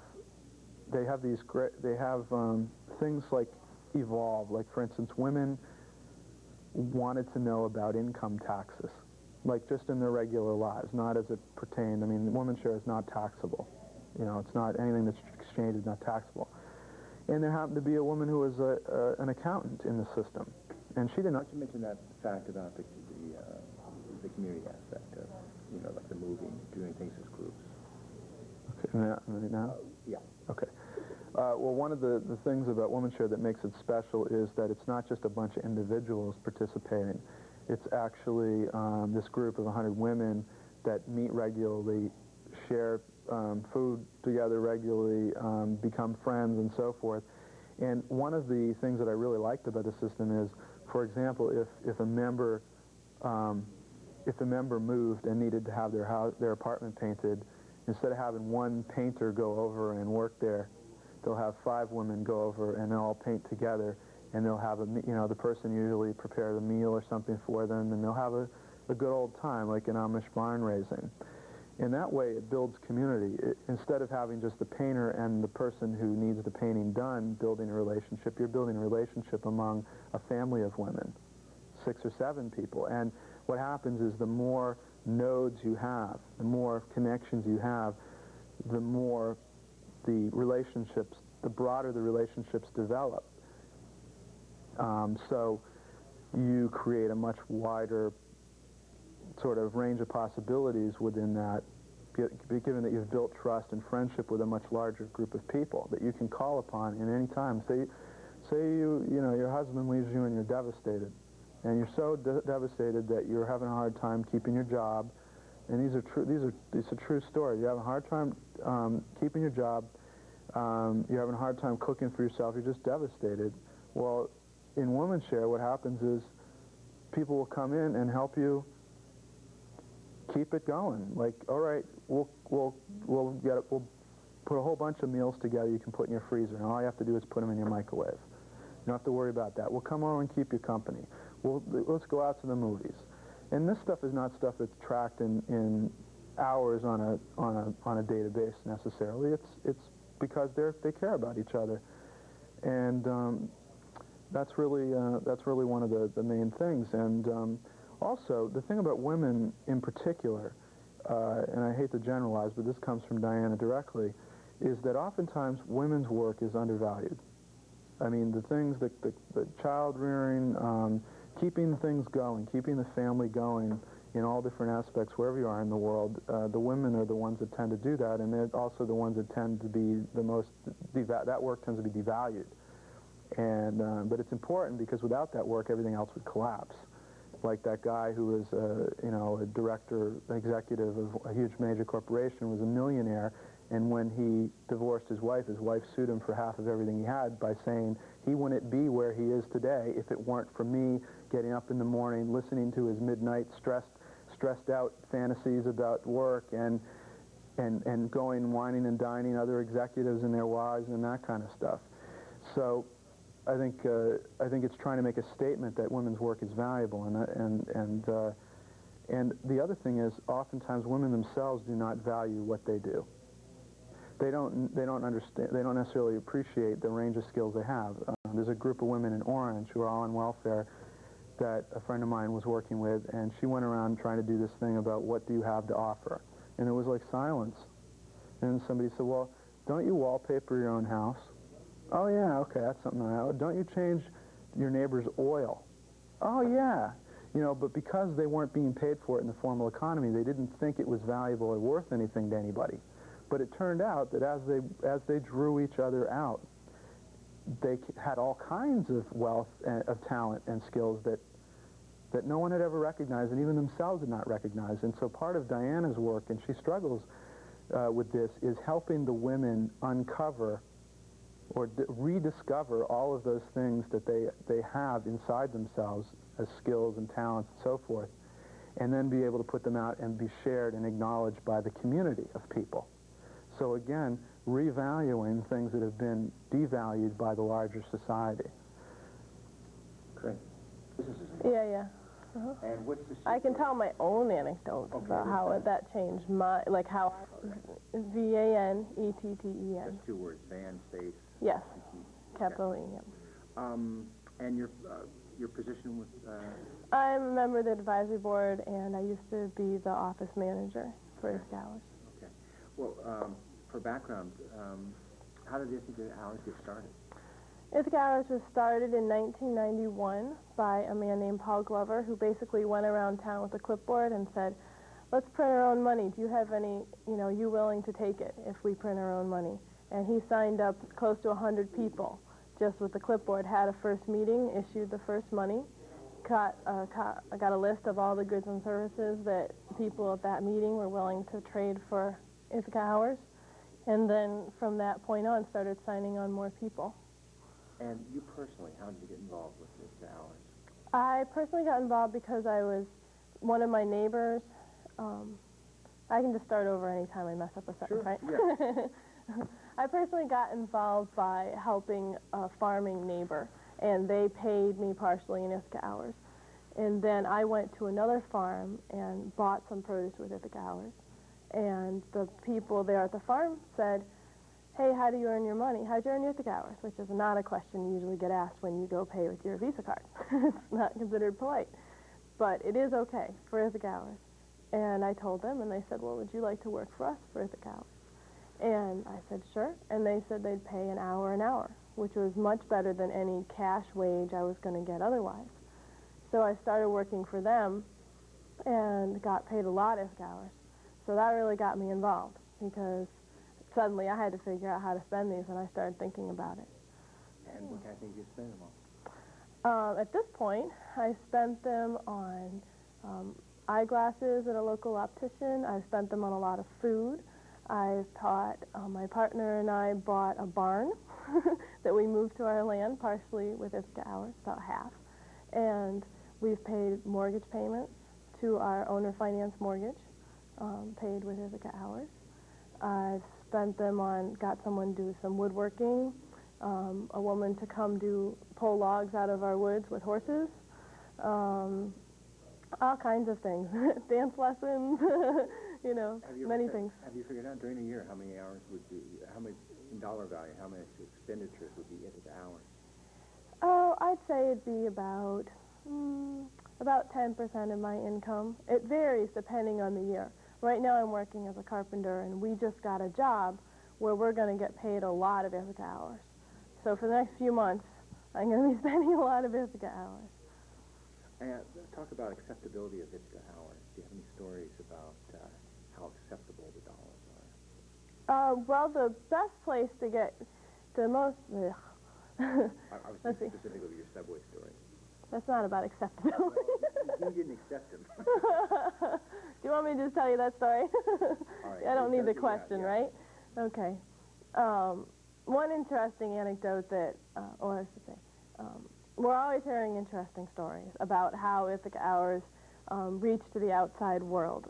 Ithaca, a lot of people carry them in their wallet even when they travel because they're an interesting connection to the area. And there was one man who went to New York City, and he actually had no U.S. currency in his wallet, but he did have his Ithaca hours. Just he was only going to be there for a couple days. And he went on the subway, and some guy sat next to him, shoved him in the shoulder and said, "Give me all your money." And he said, he opened up his wallet and he said really calmly, he said, "Well, this is all I have. It's real money, but it's only good in Ithaca." And this began a discussion, and they ended up talking for the next half hour about local trading, about economics, about money, and they ended up shaking hands, parting as friends. Good story. Go ahead, Eric. Okay. Review where Ithaca hours is right now, currently. Right now, in our 6th year of operation, we have about 2,000 people participating. There's close to that many listings in our newspaper, our directory. Actually, there's more. Let me serve. Let's see. Right. In our 6th year now, we have approximately $65,000 value issued in circulation. There's several thousand people using the system, and we have a newspaper that we publish every other month. We've estimated at this point about $2 to $3 million worth of trading has happened as a result, using Ithaca hours. Let me answer another question. Let's see. Let's see. We've provided Ithaca hour grants to about 30 local community organizations, and we've also issued a number of loans, which are loans of hours repaid in hours without interest. Okay. Okay. Hey, you know, a lot of people here, they always, when they start in a system, they always look at Ithaca hours as a model. Mm-hmm. How do you work with other communities when they come to you and they, ask for advice? How is there a lot of time spent with other communities like that, in an advisory or a consultative capacity? We have been publishing for the last few years a starter kit that we send out to other communities, and it's a book which is a compilation of a lot of work we've done and copies of the newspaper and a video that we send out to other communities. There's also on the internet, there's a discussion group that Ithaca is somewhat involved in, but at this point there's so many other communities that are doing this that a lot of other people are perfectly able to answer some of these basic questions. Yeah. The most interesting thing we have to deal with is the national and international media, because they definitely come to Ithaca to focus on, and we could spend all of our time answering the media requests. And one of the most interesting things about the media is that they always want to talk to the founder, the director, the general, the president, you know. They don't, and in our case, that would in many ways be Paul. But Paul's feeling is that story is not about him. The story is about the community. So whenever the Wall Street Journal calls up and they want to talk to whoever they want to talk to the president, we send them a list of 16 people who use the currency. This person's a painter, this person's a house cleaner, this person, you know, gives violin lessons. And we say, you could talk to any of them. They all know about it, you know. And they flip out and they whine and they get all upset because they don't want to deal with people. They just want to deal with the, you know, the spokesperson. But we don't, well, that's the way we deal with it. And they manage to come up with stories. Briefly explain how the decision was made in terms of issuing currency and related to the issue of inflation. Okay. Decisions about policy are made by the advisory board, which is a group of people who meet monthly. That's not a very good way to start that. How do we issue? Maybe I can just say how we issue. Yeah, how you okay. currency is issued. Okay, all right. Currency is issued in a number of ways. The primary way that currency is issued is as sign-ups to new participants. Whenever, if a new participant wants to be in the system, they send in a coupon, and we send them some new currency into circulation. Another way that currency is issued is by renewal payments. So say someone's been in the system for 8 months, then they can send in the coupon and they can get another payment. This shows that they're still interested, they are still committed to the system. It's a justification for issuing more currency because it shows continued interest. We also take 10% of the value of both the sign-ups and the bonuses, the renewal payments, and we take 10% of that, and on top of those first ways of issuing currency, we issue grants directly to community organizations because that's a great way to get money into circulation, is to issue it to nonprofit organizations. We also issue money as loans, and loan money goes out and comes back. So it's issued for a period of time, and then it will be taken back out of circulation. Have there ever been any periods when you've seen symptoms of over-issuing the currency? Mm-hmm. It's not so much a question of over-issuing the currency, but just coincidences of, or how do I say? It's not so much over-issuing the currency, but it's... Maybe answered in terms of like tracking signs in the community that either being over-issued or under-issued, the kind of thought process that you go through. Okay. Okay. One of the responsibilities of having a currency system is making sure it's working for the people who are using it and being there as support. And a sign that we're not doing enough of that is a business, often a storefront business, getting a lot of currency in and then them not knowing how to spend it. And so one of the signs that we need to get out there and do some work is having a business that has too much accumulation of a currency and they're starting to get nervous. That makes us nervous. We have to get out there and either get them more committed to using the currency, show them better how they can use it. Our last resort would be to encourage them to take less currency, because that would be showing a weakening of our system. So, Any other, here we go. not gonna I don't know, I'm not up to like CNN's kind of preciseness today. Okay, all right.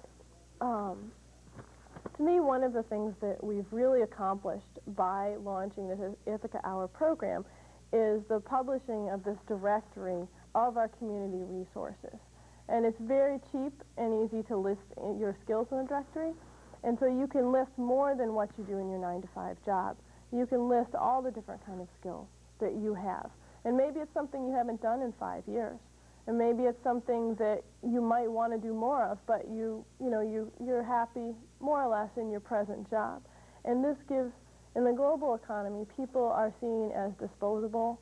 People are valued only on the skills that are being hired for the day. Whereas in our community paper, you're seen as every person has a number of skills. Every person has a value on a personal basis for what they can do, whether or not it's being valued by the global economy. That's part of it. Okay. Did you read the, okay, hang on, let me roll through. Oh, that's fine. Ready? Okay. You know, relating this to entering the community.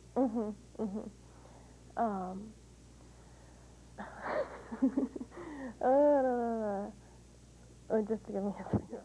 This is about, because we're printing this money in Ithaca, it conveys a certain amount of friendliness and openness and community spirit. Let's see. The people who list their services in the paper are endorsing a certain amount of friendliness and community spirit and openness by using that's promoted by using this local money. And as a demonstration of this, I heard a story once of a man who came to town to check out Ithaca and to check out how Ithaca Hours was working, had no contacts in town. But he called someone in the directory, and he ended up finding a place to stay. And he did that in trade for washing some dishes and doing some graphic design work just on the spot. And they paid him a half hour or something. And then the next day, he looked in the directory, found a cafe that accepted part hours. He went and spent it there. He got hooked up with someone else who needed who found out that he had skills as a Spanish teacher, and she was studying for an exam. So he did some tutoring right there in Ithaca, got paid some more hours, went and spent them at the farmer's market, and then after a several-day stay in Ithaca, he went to a restaurant and left the last bit of an hour as a tip for a waitress.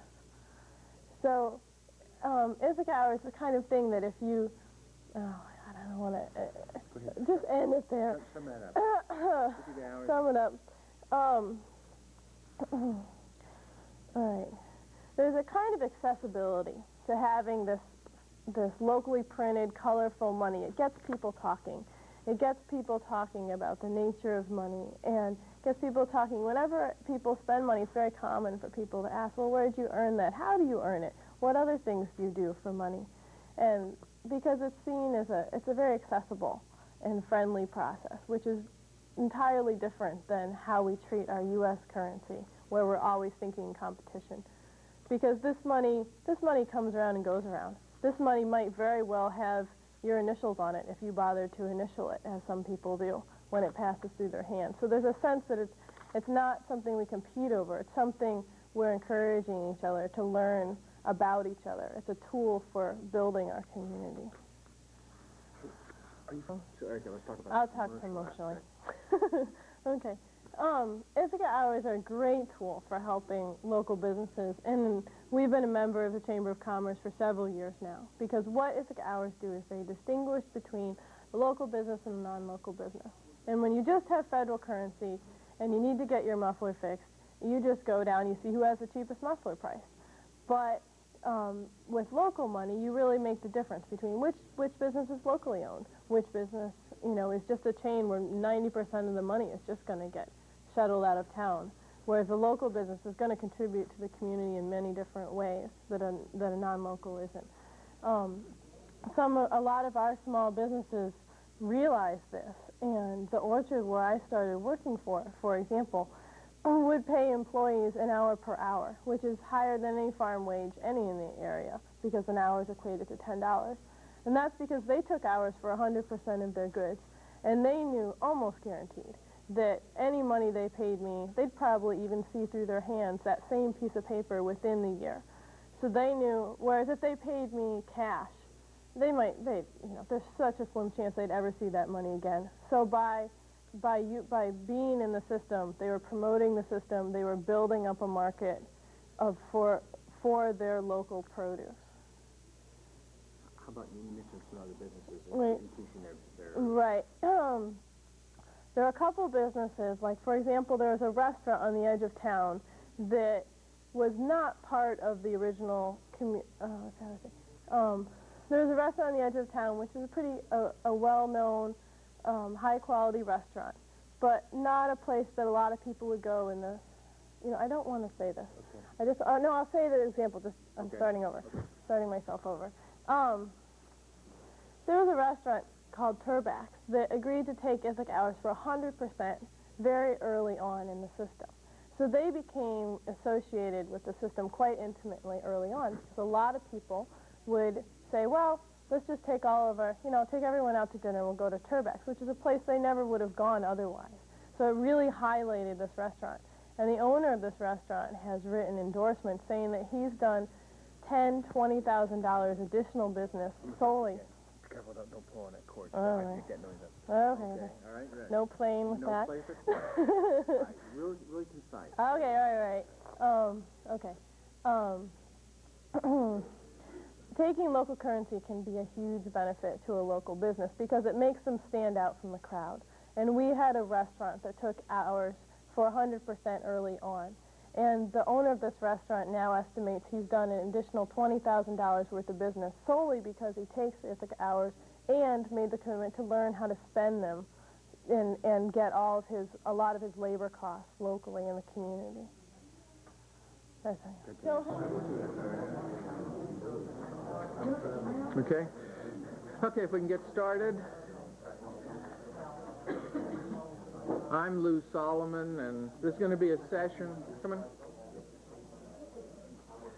It's going to be a session on the legal aspects of local currency. And what I'd like to do is sort of give you an overview and then be able to respond to your questions.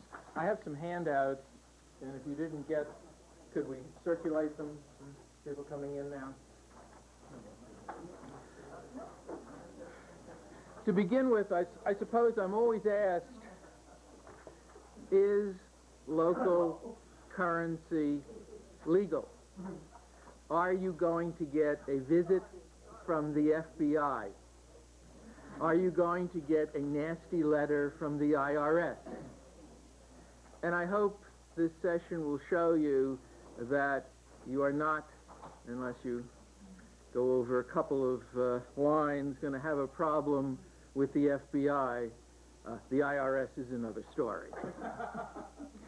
So what I want to develop are two aspects. What are the federal laws relating to local currency? And second, what are the federal income tax aspects of various local currency arrangements? This comes up all the time. Now, federal laws relating to local currency. There are no federal barriers to the issuance of local currency, whether they be in a paper format or an electronic format. However, local coinage cannot be minted, so that what Michael showed us yesterday, I think it was a Canadian organization minting a coin, that is what you cannot do in the United States. That will get you the FBI quickly. Okay. Let's start at the beginning, the United States Constitution.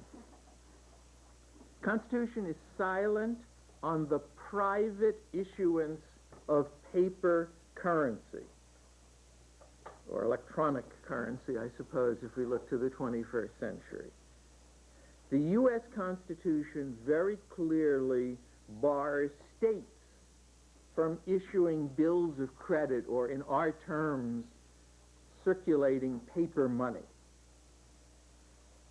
And to make a long story short, this constitutional bar extends to other public bodies, a county, a city, a neighborhood group. But non-public bodies, individuals, non-profit groups, community groups,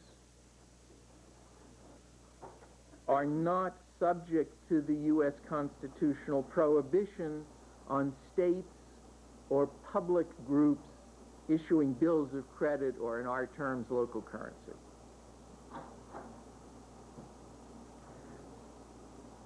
One further point on the Constitution. Constitution grants to the U.S. Congress the power to coin money, but does not prohibit private parties from issuing coins. What is prohibited are states from coining money, and thus again, the prohibition on states coining money extends to every branch of state and local government. Now, if you look in the handout, which I don't, somehow the handout is traveling around, which I don't unfortunately have a copy, but the basic point is, thanks, since 1864, Congress has prohibited private coinage, and that's the first no-no. So if you look at item 1 there, this is as it appears today, if you make, pass, or attempt to utter or pass, we're not talking about gold coins, but I think Michael had yesterday a silver or other metal or alloys of metal. Even if it's of original design, such as a local currency would be, and you're not trying to imitate a U.S. coin or a foreign coin, you're going to have our own coinage. You are subject to criminal sanction. You are going to get a visit from the FBI.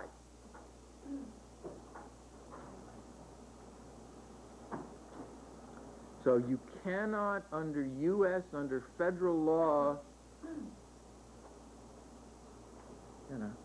start turning out quarters.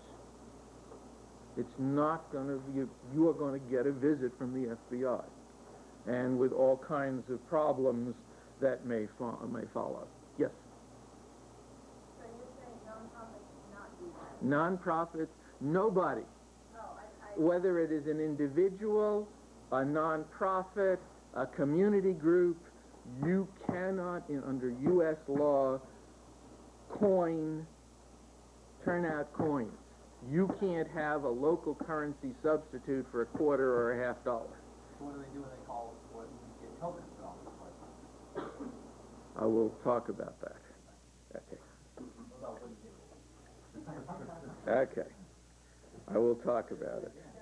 Now, what is left here is, in item 1, there is nothing here about paper money, electronic currency, a crediting system. I mean, to think of the various things that we've talked about the last day or so. Okay, well, wait. Now, we're going to talk about what if you don't coin quarters, but you print something that's a $50, but in a paper form. And I will get to the wooden nickels, and I will get to things, but let me just develop point 2, and then I'll come back to point 1. Fractional paper currency. That is, if you are a community group and you start turning out paper $50, the FBI is going to come upon you. Look at item number 2. If you circulate a note for a sum less than $1, a quarter or a $50 in U.S. terms, you are subject to criminal penalties, criminal sanctions. So do not coin or create paper money for less than $1. So the Ithaca hours represent $10, or, but you can't take it below $1.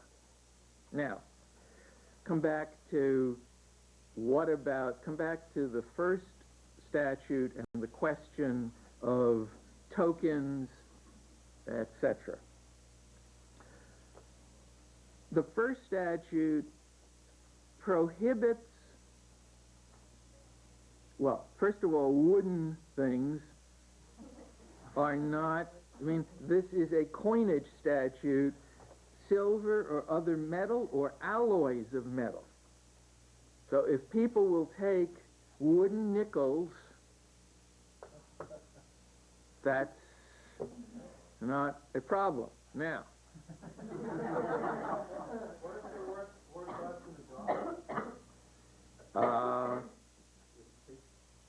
whoever intended to circulate as money, that would be an interpretation of item number 2, and I think statute 2 goes to paper. A note, a check, a memorandum, or a token. Now, maybe the token, even if it is in a wooden form, you might have a problem with statute number 2. Now, let me come back to what if you do a metal coin? So you're back in statute number 1. The statute prohibits, 4th line, intended for use as current money. Again, this goes back. What is money? Courts have interpreted it's intended to circulate as money, a medium of exchange, which passes from one person to another. So that in theory, to respond to the question, a local issuer, an individual, a group, a community group, a nonprofit group, could issue a coin that was not intended to circulate as money of the U.S. Coins could be issued to be redeemable at merchandise at a particular business in a community. But if the point here is that the currency is not going to be merely a discount system that we've talked about, but that it be used in lieu of lawful money to buy goods and services or pay debts on a wide scale, where coins would compete with U.S. money, I think then it would be intended, and the case law would say that it would be then intended for use as current money. So the question then becomes, if you're going to go into coinage or tokenage, you have a fine line, it would be an interpretation, and you'd have to look at the case law. Is it intended for use as current money, to buy goods and services, to serve as a local currency, to enable people to pay debts and obligations? If that is the intent, if that's how it's being used, I would say then the coinage is intended for use as current money, and it is subject to the criminal sanction. To go back to the question, only to take a ferry boat ride. then that is redeemable for at a particular business, in the community, is not intended to circulate or be used as current money. And you have case law, you'd have to be, again, careful on that. If it was a whole merchants association that would do that. Then you're if you go into the Berkshire kind of arrangement, and you did, remember, this is nothing to do with paper or e-cash. It deals with coins. And that's why in all of these systems in the U.S., you do not have coinage. Why is the federal government concerned about coinage? When was the statute written? Civil War. Civil War. They're not concerned about paper money. They were concerned about somehow devaluation. In 150 years ago, we were attached to a gold standard or a silver. We had both a gold and a silver standard. We were very much concerned about something replicating gold or silver. It's a historic, it's from 150 years ago. So it has some logic that in corrupting our monetary system. But it has no logic now in corrupting our monetary system. Where we are in a fiat system. Right. Correct. So the federal government, FBI would be kind of giving us hell for... Well, but that's, there are all kinds of statutes that are on the books, and I'm not going to get into, things that may have no sense today. But in 1998, it is on the books. But the simple way to detour it is just go with paper or go electronic? I mean, why go into the expense of coining and raising the problem? Oh, okay. I'm a simple-minded attorney, and if I see a statute that says you are subject to 5 years in jail for making a silver or a brass nickel, why do it? If the government says, that you can print paper or do, e-cards or some sort of a computerized system, and they don't care about it, why do it? Why ask for trouble? And, you got lots of other problems in this world. You don't want a visit from the FBI because you're into private coinage. Yes.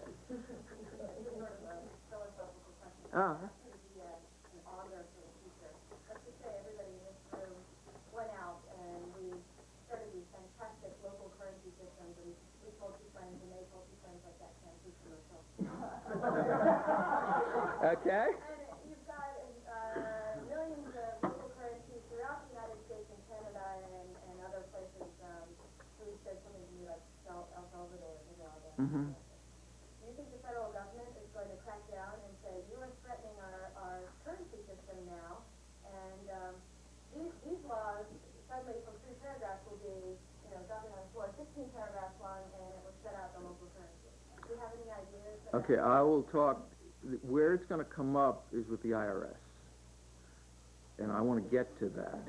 Because that, I think, is one of the potential problem areas that local currency systems can run into.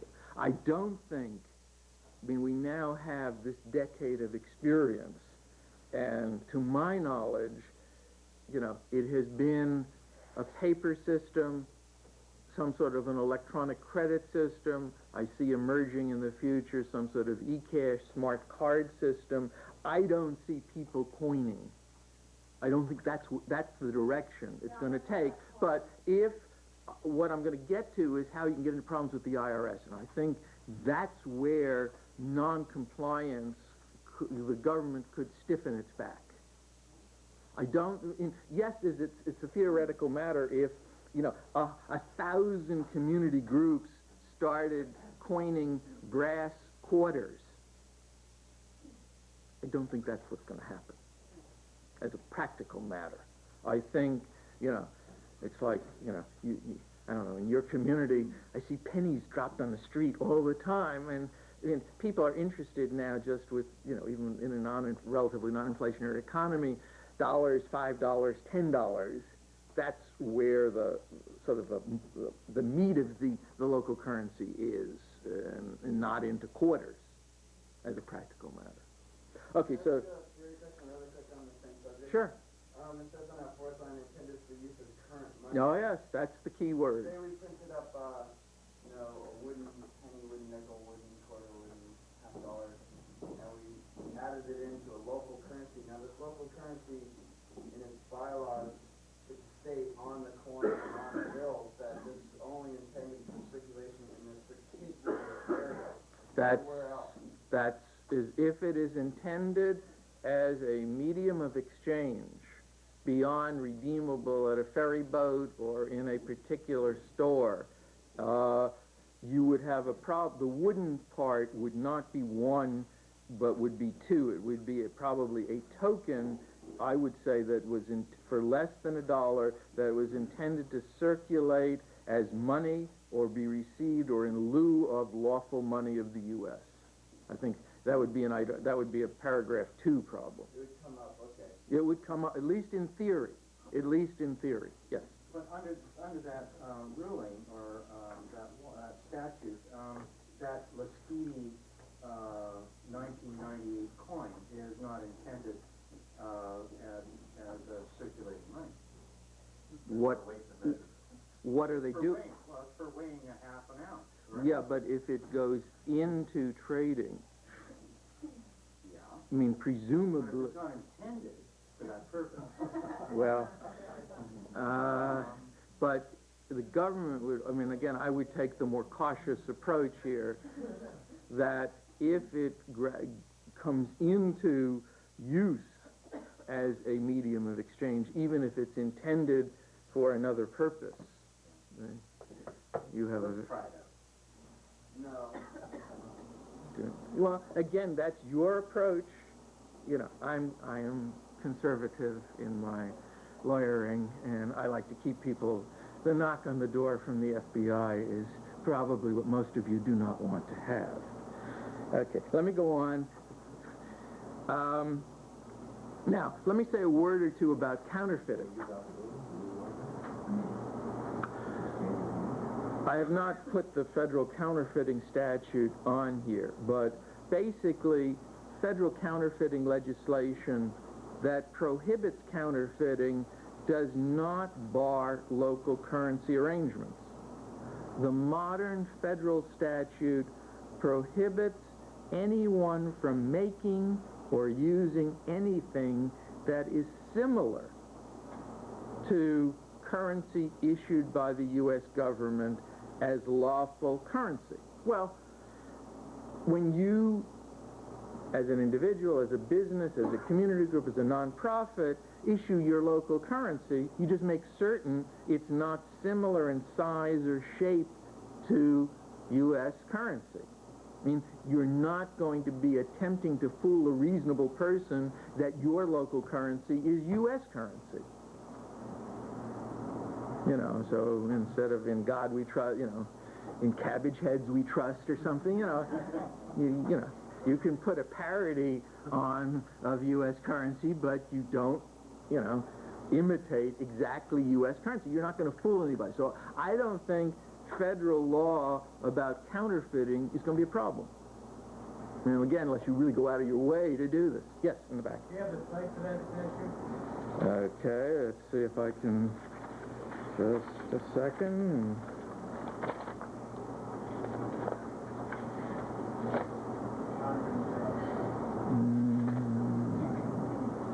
No, I do. No, I do not. I didn't bring my book down, and I have it in the book. It's in the book. It's in the book. It's in the book. Okay. Sure, sure. One of the things that comes up is you're talking about counterfeiting, that's actually related to counterfeiting of federal money. What about counterfeiting of local currency?